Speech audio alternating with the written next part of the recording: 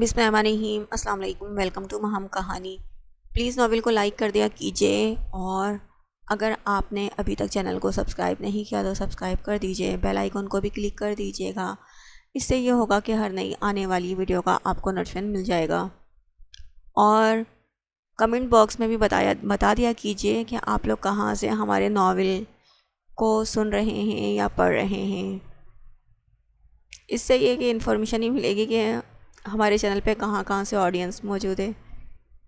چلیں، آپ کا ٹائم نہ ویسٹ کرتے ہوئے چلتے ہیں ناول کی طرف۔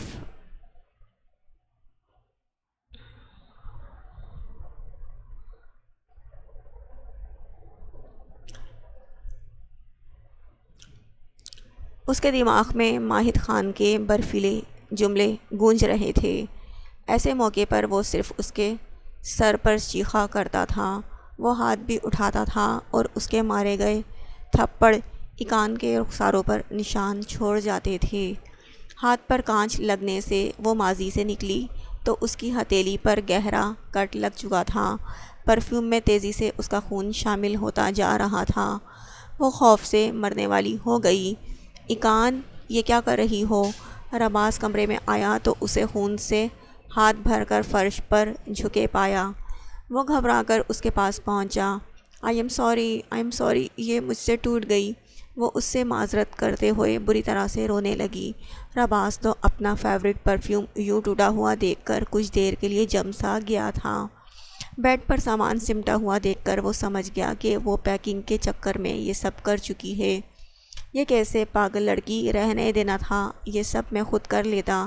وہ بے چارگی سے اپنے پرفیوم پر فاتحہ پڑھ کر اس کے ہاتھ تھام چکا تھا۔ میں تو بس مدد کرنا چاہتی تھی۔ وہ آنسو بہاتی شرمندگی سے سر جھکا گئی۔ رباس نے تعصب سے سر نفی میں ہلایا اور اسے پکڑ کر بیڈ پر بٹھایا۔ آئی ایم سوری، میری وجہ سے۔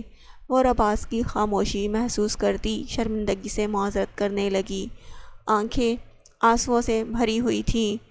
فرسٹ ایڈ باکس اٹھاتے ہوئے رباس نے پلٹ کر اسے دیکھا اور گہرا سانس بھر کر اس کے پاس پہنچا۔ کوئی بات نہیں ایقان، ٹوٹنے کی چیز تھی، ٹوٹ گئی۔ بار بار سوری کر کے مجھے شرمندہ مت کرو۔ وہ نرمی سے بولتے ہوئے اس کا ہاتھ تھام کر کاٹن سے خون صاف کرنے لگا۔ ایقان بھیگی آنکھوں سے اسے دیکھتی جا رہی تھی۔ وہ خون صاف کر کے بینڈیج کرنے میں مصروف تھا۔ ہاں، اپنا پرفیوم ضائع ہونے پر اسے افسوس ہوا تھا۔ کچھ دیر کے لیے وہ کچھ بول بھی نہیں پایا تھا۔ شاید غصہ بھی آیا ہو، مگر اس نے ایقان کو ڈانٹا نہیں تھا۔ ضبط کر کے تسلی بھی دے دی اور پٹی بھی کر دی۔ اب فرش پر بکھرا کانچ اور خالی ہو چکی شیشی سمیٹ کر ڈسٹ بن میں ڈال رہا تھا۔ ہاتھ جھاڑ کر واش روم میں ہاتھ دھونے چلا گیا۔ کچھ بولا ہی نہیں، لڑا نہیں۔ اس کے لیے پرواہ بھی ظاہر کی تھی، مگر ایقان کو پھر بھی رونا آ رہا تھا۔ وہ ہاتھ پر پٹی باندھے سسکیاں دبائے روتی جا رہی تھی۔ ایقان، میں نے کہا نا، کوئی بات نہیں، رونا بند کرو۔ واش روم سے نکلتا رباس ایقان کو روتا دیکھ کر پریشانی سے اس کے پاس بیٹھا۔ مگر میری غلطی تھی، میری لاپرواہی سے آپ کا نقصان ہوا ہے۔ میں جانتی ہوں آپ مجھ پر غصہ ہیں، آپ سزا دینا چاہتے ہوں گے، آپ مجھے مار بھی سکتے ہیں۔ وہ روتے ہوئے بول رہی تھی۔ اس کی آخری بات پر رباس کا دماغ گھوم گیا۔ کیا بات کر رہی ہو ایقان؟ تمہارا دماغ خراب ہے کیا؟ رباس کی اونچی آواز پر وہ ڈر کر پیچھے ہوئی۔ میں کیوں ماروں گا تمہیں؟ اتنا کم ظرف نہیں ہوں جو ایک فضول سی چیز کے لیے تم پر ہاتھ اٹھاؤں گا۔ ٹوٹنے کی چیز تھی، ٹوٹ گئی، بات ختم۔ وہ ماتھے پر بل ڈالے غصہ ضبط کرنے کے چکر میں سرخ ہوا جا رہا تھا۔ ایقان نے آنسو اپنے اندر اتار لیے۔ اس کی آواز دبا کر سر جھکانے پر رباس مدھم پڑا۔ میں تم سے کچھ کہہ رہا ہوں نا، اتنی بڑی بات نہیں ہے، رونا بند کرو اور دوبارہ مارنے کی بات مت کرنا۔ کیا ہماری حویلی میں کسی مرد کو عورت پر ہاتھ اٹھاتے دیکھا ہے پہلے؟ اس نے آواز نیچی کر کے ایقان کو سمجھایا۔ وہ سر نفی میں ہلاتی بیڈ سے اتری۔ کہاں جا رہی ہو؟ رباس چونک کر اسے دیکھنے لگا۔ میں منہ دھونے۔ وہ بھیگی آواز میں ادھورا جملہ بول کر باتھ روم میں جا کر بند ہو گئی تھی۔ پانی کھولے، وہ آواز دبا کر روتی جا رہی تھی۔ باہر عباس سر پکڑ کر بیٹھا۔ وہ سمجھ نہیں پا رہا تھا کہ اس عمل سے آخر ایقان کو لگا کہ وہ غصے میں ہے۔ ہاں، وہ اس کا ایسا کوئی دیوانہ نہیں تھا کہ آگے پیچھے گھومتا یا اس کے نقصان کرنے پر بھی اسے ہنس کر ریلیکس کرتا، مگر اس نے غصہ بھی نہیں کیا تھا۔ اس کے خیال میں تو اتنا ہی بہت تھا۔ پھر ایقان کو باتھ روم میں بند ہوئے جانے کتنی دیر گزر چکی تھی۔ وہ اٹھ کر دروازہ ناک کرنے لگا۔ ایقان، کیا تم ٹھیک ہو؟ اس نے دستک دے کر مدھم آواز میں سوال کیا۔ اندر ایقان اپنی آنکھیں رگڑنے لگی۔ رو رو کر آدھی ہو چکی تھی، مگر آنسو تھے کہ تھم ہی نہیں رہے تھے۔ وہ اپنی کیفیت خود بھی نہیں سمجھ پا رہی تھی۔ وہ نارمل رہنا چاہتی تھی، مگر خوف اس کے اندر سے جا ہی نہیں رہا تھا۔ کتنی ہی دیر بعد وہ نکلی، انتظار میں وہی کمرے میں ٹہل رہا تھا۔ اسے دیکھ کر ٹھٹک گیا۔ اس کا پانی سے تر چہرہ بہت سرخ ہو رہا تھا، آنکھیں بھی سرخ اور بھیگی ہوئی تھی۔ وہ سمجھ گیا اندر جا کر وہ اب تک روتی رہی ہے، مگر کیوں؟ آئی ایم سوری میں سر جھکا کر اس نے کچھ بولنا چاہا۔ کیا تم یہ فارمل ہونا بند کر سکتی ہو پلیز؟ مجھے تمہارا پرفیوم توڑنا برا نہیں لگا۔ رباس اس کے پاس جا کر بولتا، اس کی بات درمیان میں ٹوک گیا۔ ایقان بے اختیار سر اٹھا کر اسے دیکھنے لگی۔ رباس نے اس کے یوں دیکھنے پر آگے بڑھ کر اسے سینے سے لگا لیا۔ ایقان اس اچانک حرکت پر سٹپٹا سی گئی تھی۔ میں نے تم پر غصہ نہیں کیا کیونکہ میں تم پر غصہ نہیں کرنا چاہتا۔ اگر یہ نقصان علیحہ سے ہوتا تو میں اسے کبھی نہ ڈانٹتا، تو پھر تمہیں کیوں ڈانٹوں گا؟ میں اتنا ناانصاف نہیں ہوں ایقان، وہ اس کا سر تھپکتے ہوئے نرمی سے سمجھا رہا تھا۔ اس کے کندھے میں چہرہ چھپا کر کھڑی ایقان نے آنکھیں مون لی۔ اس کے چٹکے ہوئے اعصاب ڈھیلے پڑنے لگے تھے۔ رباس نے اسے کندھوں سے تھام کر اپنے سامنے کیا تو وہ سر جھکائے کھڑی رہی۔ میں چاہتا ہوں ہم ایک دوسرے کا خیال رکھیں، اعتماد کریں۔ اگر مجھ سے تمہاری کوئی چیز ٹوٹتی تو کیا تم مجھ پر غصہ کرتی؟ اس نے سوال کیا۔ نہیں، بالکل نہیں، ایقان نے سر نفی میں ہلایا۔ پھر میں تم سے الگ نہیں ہوں۔ تم مجھ پر اتنا یقین رکھو کہ میں اور تم ایک جیسے انسان ہیں۔ ہمیں چھوٹی موٹی چیزوں سے فرق نہیں پڑنا چاہیے۔ ہم غلطی معاف کر سکتے ہیں ایک دوسرے کی۔ ہمارے درمیان تھینکس سوری والا تکلف بھرا رشتہ نہیں ہے ایقان۔ تمہیں یاد دلا دوں، تم میری بیوی ہو۔ رباس نے نرمی سے اس کا رخسار تھپ تھپایا تو وہ شرم سے سمٹ گئی۔ اب میں تیاری کرتا ہوں، تم نے مجھے لیٹ کروا دیا ہے، وہ مسکرا کر بولتے ہوئے اپنا ڈریس اٹھانے لگا۔ آئی ایم سو ایقان کے بولنے سے پہلے وہ پلٹ کر انگلی اٹھاتا اسے روک گیا۔ وہ خفت زدہ ہو گئی۔ حق جتانا سیکھو، ایسا نہ ہو تمہارے اس رویے کی وجہ سے میرے دل میں تمہاری محبت کبھی پیدا نہ ہو، وہ سادگی سے بولتا واش روم میں چلا گیا۔ ایقان اپنی جگہ کھڑی رہ گئی، آنکھیں حیرت سے پھیل گئی۔ حق؟ وہ خان رباس پر حق جتا سکتی ہے؟ وہ اسے یہ حق دے رہا تھا۔ اس کا دل سینے میں خوشی سے سرمست چھلانگیں لگانے لگا تھا۔ سناؤ جمال خان، خان حویلی والوں کی کوئی خبر؟ ہاشم خان اپنے مردان خانے میں بیٹھا اپنے خاص بندے سے پوچھ رہا تھا۔ وہ کچھ دیر کے لیے بیرون ملک اپنے بیٹے کے پاس گیا ہوا تھا، ابھی لوٹا تھا اور آتے ہی خان حویلی والوں کی خبر لی تھی۔ خان صاحب وہاں تو امن و امان ہے، پچھلے دنوں سردار خانزادہ کے بڑے بیٹے کی شادی تھی۔ خان صاحب وہاں تو امن و امان ہے، پچھلے دنوں سردار خانزادہ کے بڑے بیٹے کی شادی تھی، بہت دھوم دھام سے کی گئی۔ جمال خان ہاتھ باندھے ادب سے جھک کر اسے بتا رہا تھا۔ ہاشم خان کے چہرے پر نفرت پھیل گئی۔ ہماری زندگیاں الٹ پلٹ کر یہ خان حویلی والے کیسے اتنے خوش رہ لیتے ہیں؟ ہماری حویلی میں ان کی وجہ سے کتنا عرصہ قیامت رہی۔ میرا جوان بھائی مرا، میرا باپ مرا، میں جیل میں رہا، میری بیٹی آج تک خوش نہیں، میرے بیٹے در بدر ہوئے، اور یہ لوگ۔ ہاشم خان تنفر سے بولتا جا رہا تھا۔ اس کے اندر خانزادہ سے نفرت کا زہر پوری طرح پھیل چکا تھا۔ جمال خان، کچھ ایسا کرو کہ لوگ ان کے خاندان کی عزت اچھالیں، جرگا بیٹھے اور سب کے درمیان اس سردار کا سر جھک جائے۔ ہاشم خان کے لہجے میں زہر تھا۔ جمال خان یکدم چہرے پر عیار چمک لاتا ہاشم خان کے قریب ہوا۔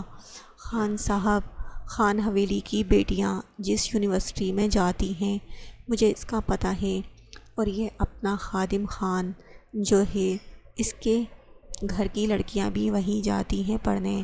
ہم اگر… جمال خان نے اپنا پورا منصوبہ ہاشم خان کے گوشے گزار کیا۔ واہ جمال خان، یہ تو بہت اچھا سوچا ہے۔ ان سب کے ناک کٹ جائیں گے۔ اپنے کچھ وفادار بندے چن لو، اور ہاں، وہ ویڈیو اور تصاویر بنا رکے فوراً انٹرنیٹ پہ دے دینا تاکہ اس سردار کو ہمیشہ کی طرح معاملہ سنبھالنے کا بھی موقع نہ ملے۔ جلد از جلد یہ کام کرو۔ جمال خان، میں ان سب کے ذلت بھرے چہرے دیکھنا چاہتا ہوں۔ میں جرگہ بٹھا کر پھر ان کی بیٹی کو قاری کرواؤں گا۔ ہاشم خان تفخر سے بولتا جا رہا تھا۔ اپنے منصوبے پر عمل پیرا ہونے کے لیے وہ دونوں محض گفتگو مزید ارادے باندھ رہے تھے۔ ہاشم خان کا دماغ اس بار شیطانی ارادوں سے بھر چکا تھا۔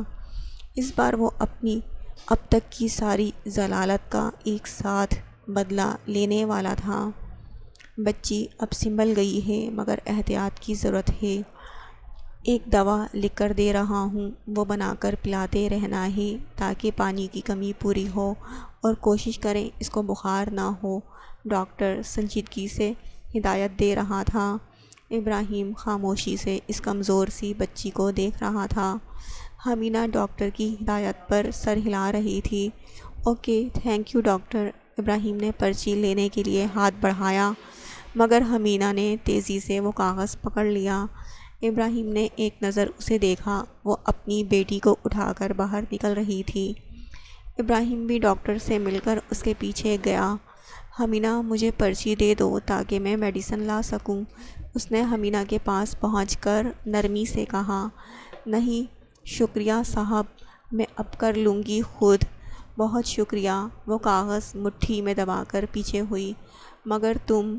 ابراہیم نے کچھ کہنا چاہا جب وہ رکی۔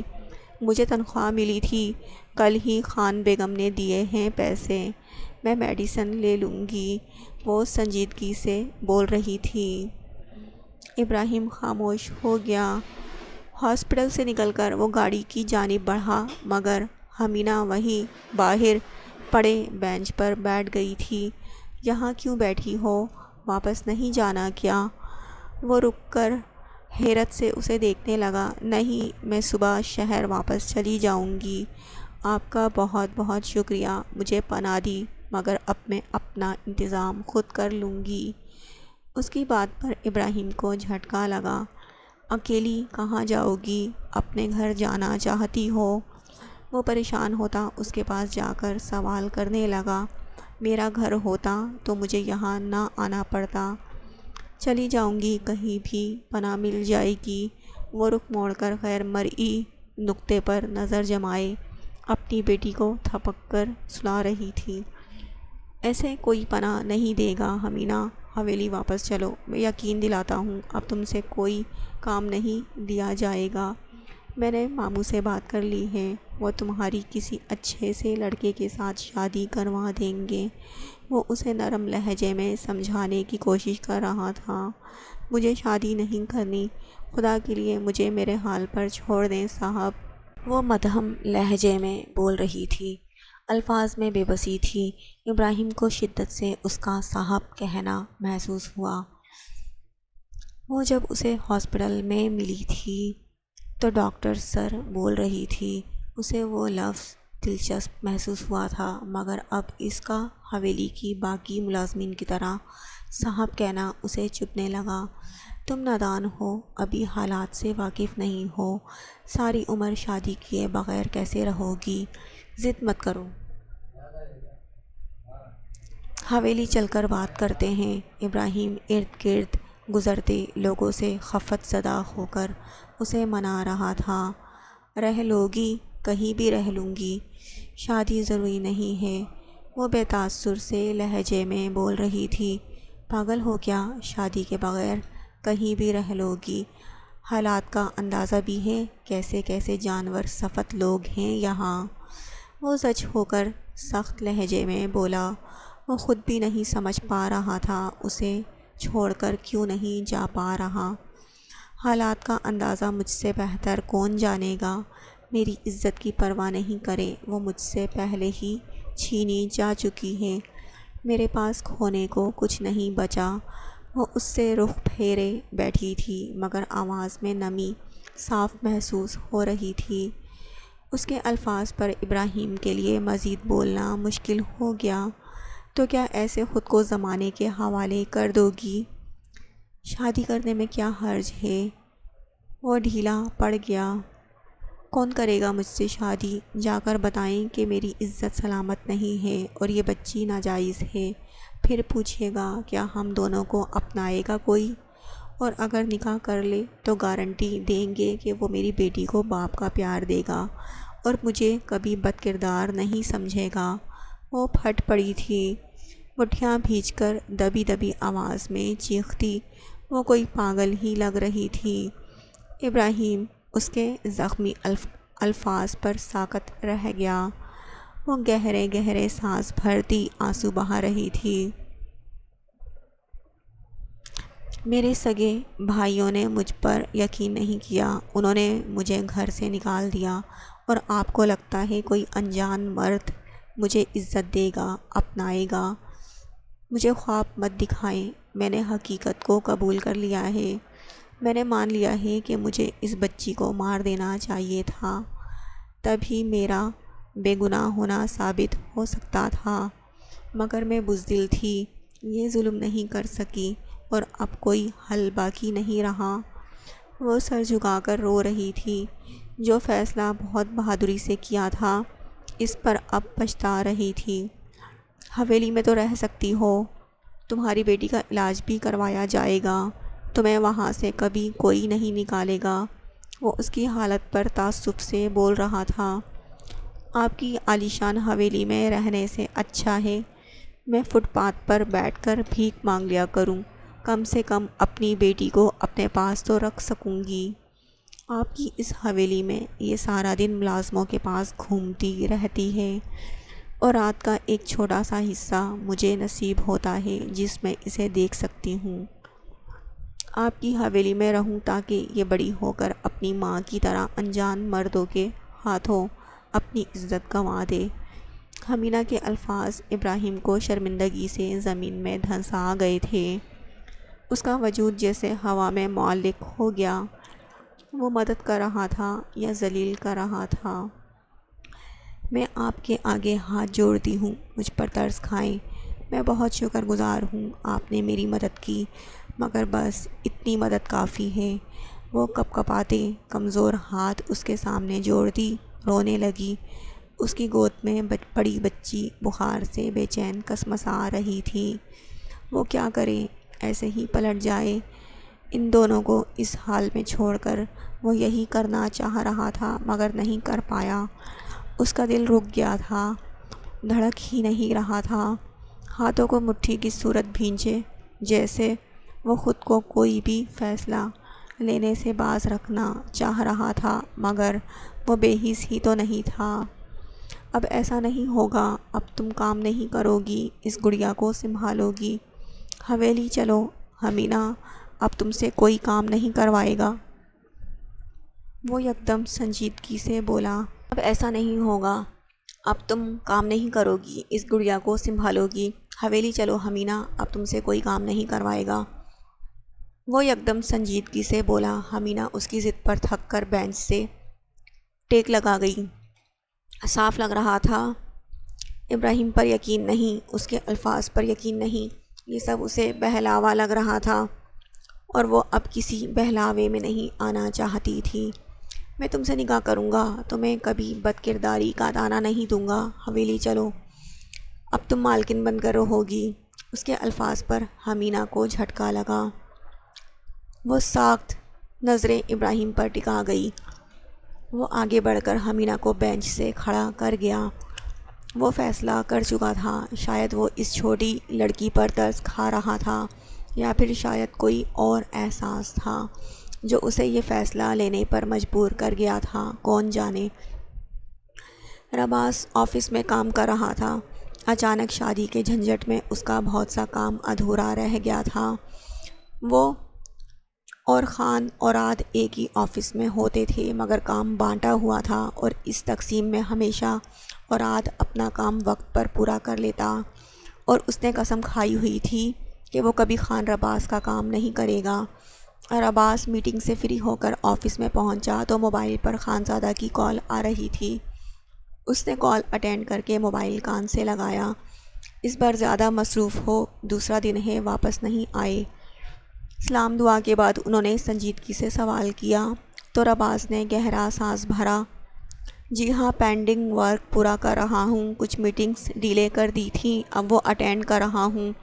وہ اپنی سیکرٹری کو کافی منگوانے کا اشارہ دے کر اٹھا اور صوفے پر اطمینان سے پھیل کر بیٹھ گیا۔ اچھا، کوئی بات نہیں، یہ بتاؤ ایکان کو کال کرتے رہتے ہو؟ ان کے سوال پر وہ چونک گیا۔ ایکان کو کال کرنے کا خیال اسے ان 2 دنوں میں بالکل نہیں آیا تھا۔ نہیں، خیال ہی نہیں آیا، وہ خفت سے بولا تو خانزادہ کچھ دیر کے لیے بالکل چپ سے ہو گئے۔ رباس اپنی لاپرواہی پر مزید شرمندہ ہونے لگا۔ اپنی ماں کو ڈیلی کال کرتے ہو، علیحہ بھی یاد رہتی ہے، مورے سے بھی حال احوال لیتے رہتے ہو، مگر تمہیں اپنی بیوی بھول گئی رباس؟ کیا تم نے اسے دل سے قبول کیا ابھی؟ قبول نہیں کیا ابھی؟ خانزادہ بہت زیادہ مایوس لگ رہے تھے۔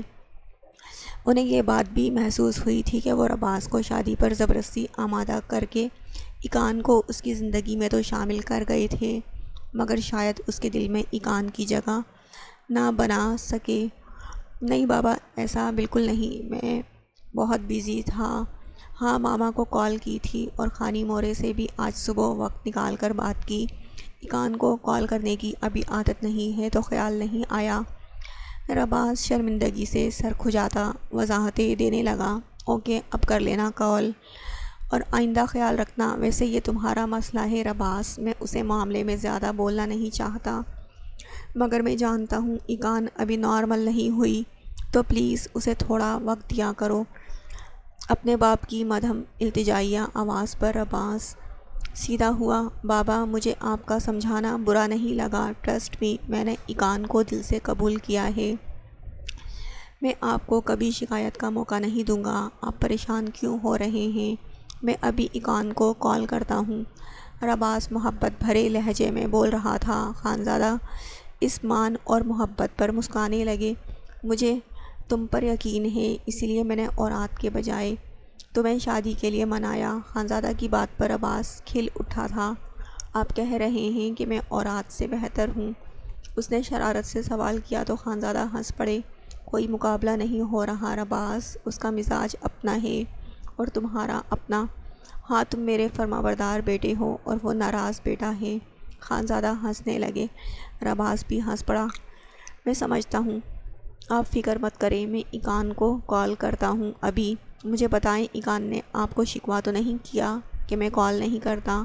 وہ مذاقاً سوال کر رہا تھا۔ ہاں، اس سے میں نے پوچھا تو وہ بولی جب سے گئے ہو ڈیلی کال کرتے ہو، اور یقین کرو میں نے آج بات کی تھی اور تم سے پوچھا تو مجھے اندازہ ہوا ایکان مجھ سے تمہارا کال نہ کرنا چھپا گئی ہے۔ مجھے یہ بات گھبراہٹ میں مبتلا کر گئی کہ ایسا نہ ہو وہ ناانصافی جھیلتی رہے اور ہم سے چھپاتی رہے۔ خانزادہ کی بات پر رباز متاسف سا سر کو جھکا گیا۔ وہ الوداعی کلمات کہہ کر کال کاٹ گیا۔ پیے، کافی لے آئی تھی، ڈور بند کر کے جائیں اور فی الحال مجھے کوئی ڈسٹرب نہ کرے۔